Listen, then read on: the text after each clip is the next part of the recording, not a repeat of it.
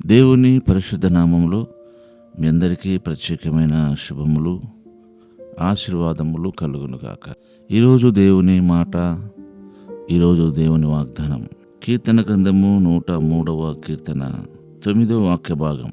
ఆయన ఎల్లప్పుడూ వాద్యమాడువాడు కాడు, ఆయన నిత్యము కోపించువాడు కాడు. ఆయన ఎల్లప్పుడూ వాద్యమాడువాడు కాడు, ఆయన ఎల్లప్పుడూ కోపించువాడు కాడు. అంటే దేవుడు వాద్యమాడడం అంటే మనతో వాదించడం అని కాదని అర్థం. మనము సరైన విధానములో నడవడానికి మనల్ని సరిదిద్దే ప్రయత్నం అది. అంతేగాని మనతో వాద్యమాడాయన, మనము ఆయనతో వాద్యమాడతాము. దేవుడు మనతో వాద్యమాడేవాడు కాడు. కనుక ఈ విషయాన్ని మీరు అర్థం చేసుకోవాలి. కనుక దేవుడు మనల్ని సరిదిద్దడానికి, సరిచేయడానికి ఆయన మనకు సహకరిస్తాడు, సహాయపడతాడు. అంతేగాని మనతో వాద్యమాడడు. తన చిత్తము మన జీవితంలో నెరవేర్చడానికి ఆయన మనకు సహాయపడతాడు. కనుక మనతో వాద్యమాడే దేవుడు కాడు. మనల్ని తన చిత్తంలోకి నడిపించడానికి, తన చిత్తం మన జీవితంలో నెరవేర్చడానికి ఆయన మనకు సహాయం చేయ దేవుడుగా ఉన్నాడు. అలాగే ఆయన నిత్యము కోపించేవాడు కూడా కాడు. దేవుడు ఎప్పుడు మనల్ని కోపించేవాడు కాడు. ఎందుకంటే దేవుని వాక్యంలో ఇప్పుడు రాసిన కీర్తన 103 దావీదు గారు రాసింది.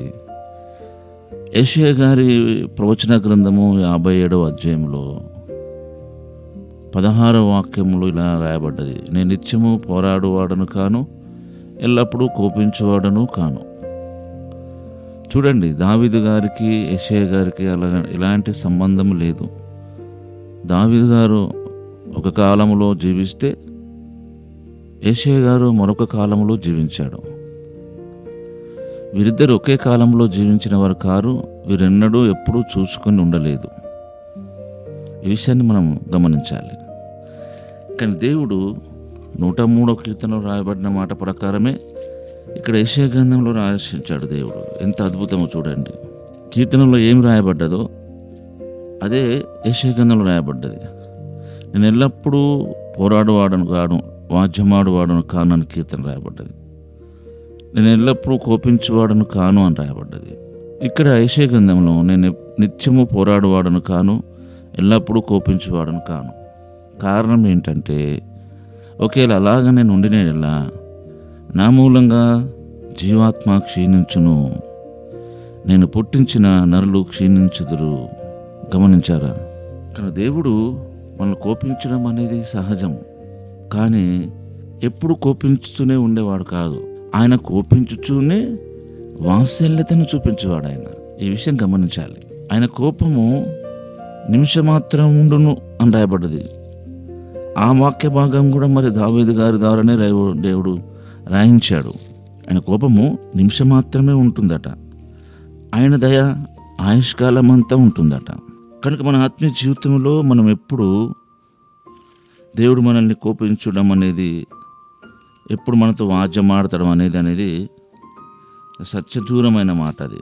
కనుక ఆయన మనల్ని కోపించుచునే మనకు వాత్సల్యతను చూపించేవాడు.